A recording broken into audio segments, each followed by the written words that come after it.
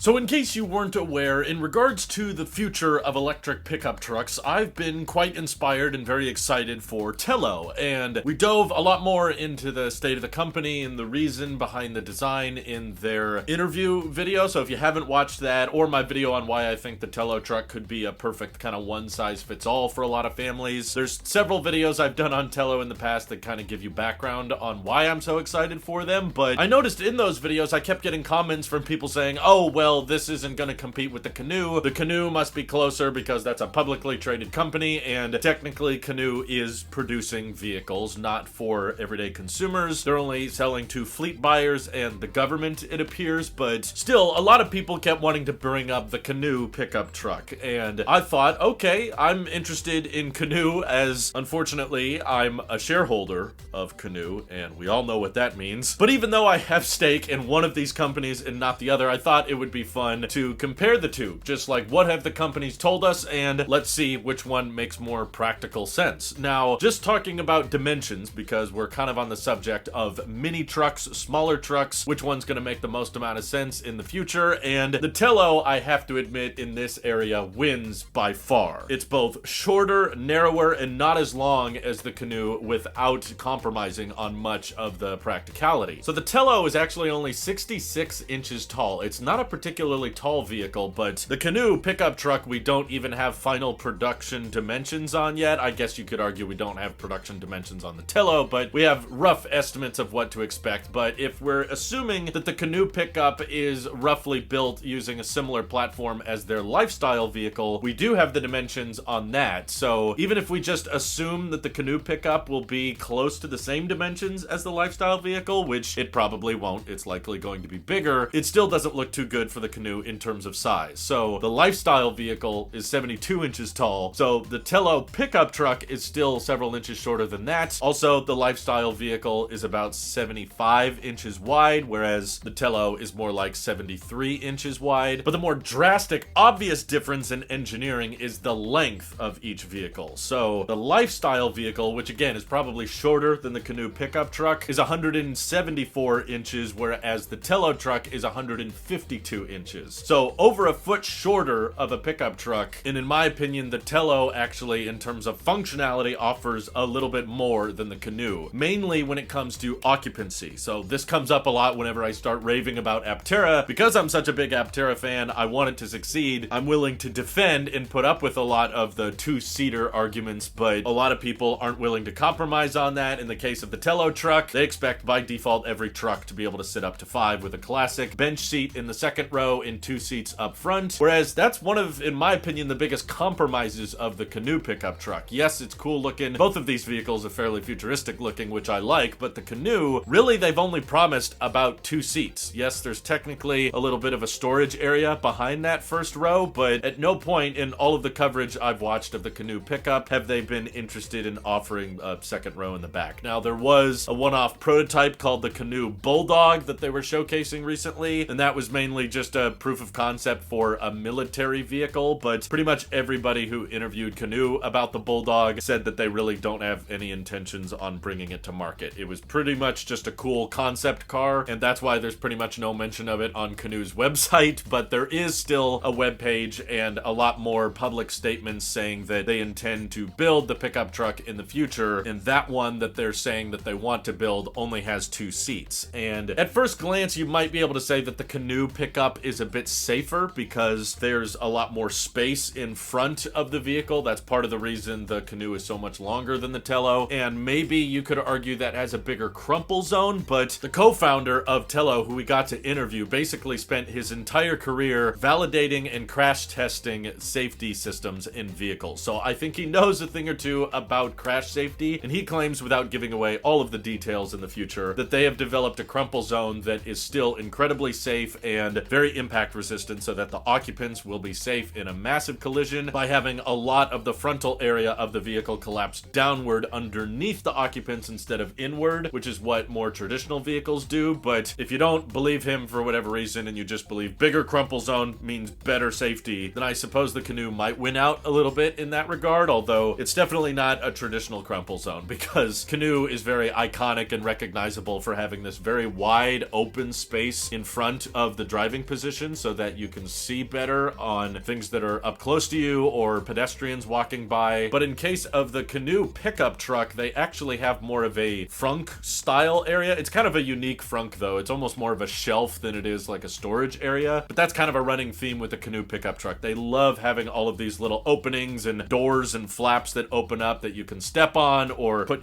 paperwork on for a construction site. They're very modular with their design, and that kind of brings us to probably the biggest advantage the Canoo pickup has over the Telo is they intend on having a 6-foot bed that you could easily extend to an 8-foot bed with still having a tailgate closed at the end. Now, to be fair, Telo also claims that they're going to have an up to 8-foot bed when you fold down the second row, but of course that also eats into your occupancy. So if you want to have more than 2 people in the truck, then that means the Telo has more like a 5-foot bed instead of a 6-foot bed like the Canoo's standard configuration. However, the Canoo only sits 2. So I guess at the end of the day, the Telo has the option for 5-foot bed plus 5 seats or 2 seats plus 8-foot bed, whereas Canoo pretty much only has the option for 2 seats in an 8-foot bed. But the fact that the Telo is much smaller than the Canoo pickup, it can still fit 4-foot by 8-foot sheets of plywood with the tailgate up, I think says a lot about how spatially efficient their design really is. And of course, in my opinion, a far more important factor when comparing these two trucks is when it comes down to efficiency. So for most of Canoo's vehicles, they don't seem to be interested in putting more than about 80 kilowatt hours in their vehicles, and the promised range for the Canoo pickup truck was basically just a little over 200 miles, which honestly, for a lot of people who want pickup trucks, I would say isn't great. There's already a lot of people upset by the Cybertruck range not quite hitting 300. So I think, of course, Canoo is targeting a cheaper demographic with their pickup truck, with only expecting, an 80 kilowatt hour pack, getting a little over 200 miles of range, but that's where another huge advantage comes in for the Telo. They're targeting a 350 mile range thanks to a 106 kilowatt hour battery pack that they have intellectual property that they claim should allow them to package much more efficiently than anybody else on the market. They have some proprietary cooling system in place to help package the cells more efficiently, and by moving the wheels a lot more closer to the front of the vehicle, I think they're able to make more space for the battery pack. So I think range is a pretty important factor for a lot of people, especially if you're using a pickup truck and you plan on towing it at least somewhat regularly. Then yeah, the Telo with a 350 mile range and